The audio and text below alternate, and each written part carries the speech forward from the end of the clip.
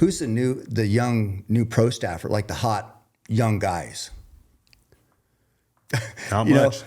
The pro staffers they have, me, Waddell, Ulmer, Ralph and Vicky. It's just like, we're old. So where's the still getting after it? But you said this, like you said, is this next generation. Mm-hmm. So it's like that tells me is like, well, there should be some young hot guys coming on the scene that deserve sponsorships or right on the cusp, and they're earning a name and painting hunting in a great light for their generation. Yeah. So who's doing that? Not enough. There's a kid, Chris B. I think he shoots Matthews. He does a pretty good job. He's a stud. He does a good job on YouTube for sure.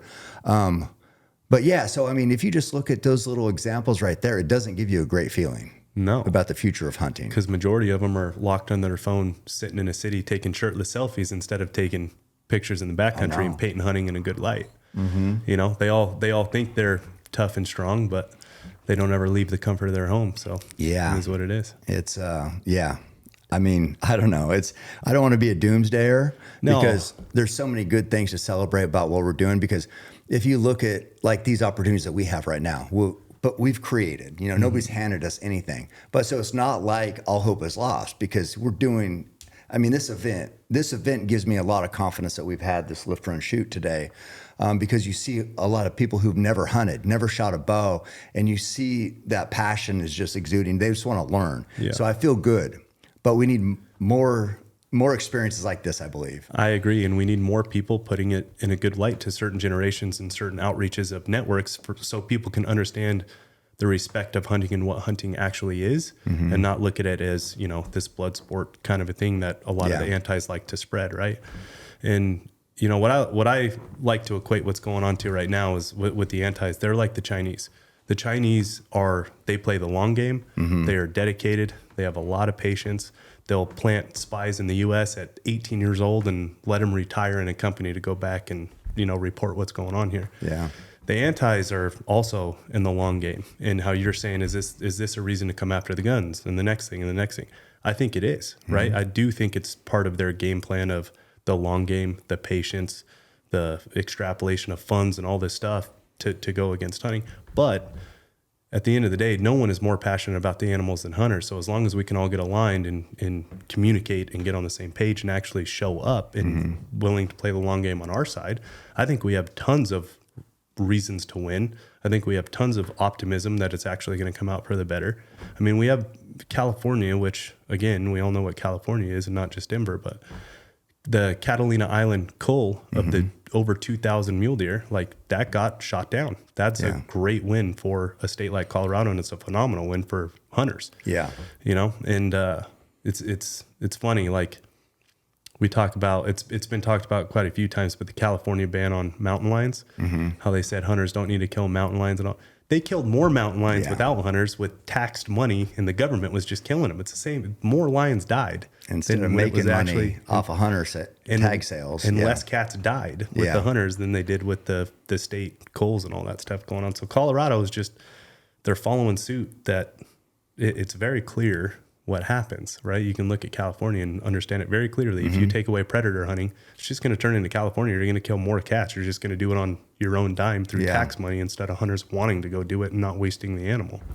Yeah, and also, I mean, I think people think that we're spinning some weird tale about, the dangers of having predators out there, but I'm pretty sure a bear just killed somebody in California last week, wasn't it? I mean, and so it happens. There's more and more bear encounters, and this is also a very easy math puzzle to put together. If those alpha predators, right, are coming into contact with humans over and over and over again, and they never feel a threat from a human, it's only a matter of time before they start to actually engage and ingress on a human, right? Like if they feel safe, they're just going to keep pushing the limits, and and it's just going to keep getting worse. It already is. We're watching it in real time just get worse. Yeah, I mean, it's not it's not too hard to look at just how what happens in Montana and Wyoming in the backcountry with grizzlies compared to what happens in Alaska or Canada. You know, it's way more dangerous. People are getting torn up all the time in the lower 48 because they're not hunting the grizzly. So there has to be that innate fear of man.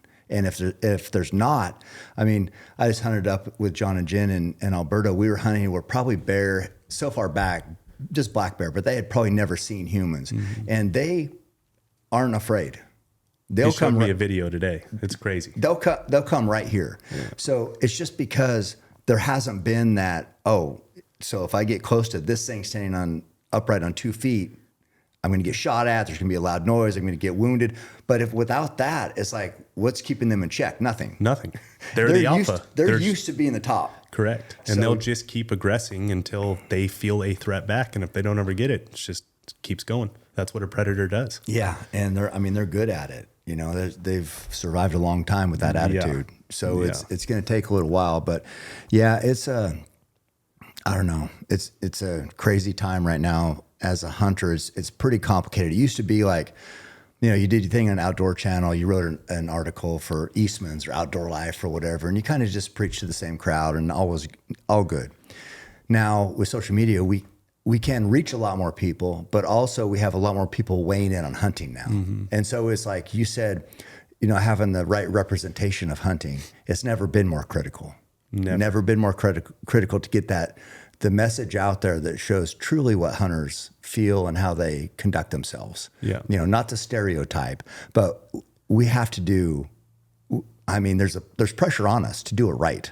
So I just wanted to make that point because what you guys are doing, I think is the right way to do it. I love the messaging. I love the branding. I love you're well-spoken, your entire crew on the podcast, all intelligent, smart, representing hunting the right way. I applaud you for that, and it's so needed. And I just want you guys to just keep blowing up. Yeah, I appreciate that a lot. Genuinely appreciate it. And then, you know, I take a lot of pride and I take a lot of personal responsibility for the fact that we sit in a very interesting place within the hunting industry and hunting as a whole, because first and foremost, we are consumers of hunters. Like we are as passionate and as real as it gets for our own selfish needs of wanting to go hunting and wanting opportunity and right? Like if I'm being completely honest, I want every tag on the mountain and I don't want anyone else to have it. That's not a good. I put it for a tag. I was hoping to draw it. I didn't want somebody else to draw it. Yeah. And that's not a good longevity model though. No. So the reality is it doesn't work like that. And we also work so closely with each of the state fish and game agencies with their data, their harvest population, hunter pressure, all of that stuff. So we understand it from the state's aspect as well of, okay, what is the best way to manage these animals with human expansion, highway corridors, new housing developments, and everyone wants a mountain house, right? They're all piecing and parsing mountain land and taking habitat away. That's along with the fires that are already doing it, the drought that's already doing it. There's so many variables that, you know, are putting outward pressures bringing into the animal themselves and not just hunting. So we see it from both angles. So we take a lot of responsibility in being able to talk about it the right way, that we don't ever want to see a loss of opportunity to hunters, because that's not, it stings whenever hunters see that, and we don't ever want them to be deflated. We want to recruit more hunters. We want to keep the same hunters engaged that are already here. We want to paint hunting in a good light, but that all comes at, you know, also trying to balance what is best for the animals at the same time. Every step I take, I move my truth. Every time they tell me stop, I use every comment, hate that makes my fuel. Gather up my energy and boom, I hear them talking, saying the way that I move is so reckless. That is a part of my mind I've been blessed with, giving my blood, so I am relentless. My fault, they want someone to blame. They send their hate, it fuels my pace. I am Roy Tough, I am the change, the fuel in dirt. Feeling like Cam Haynes.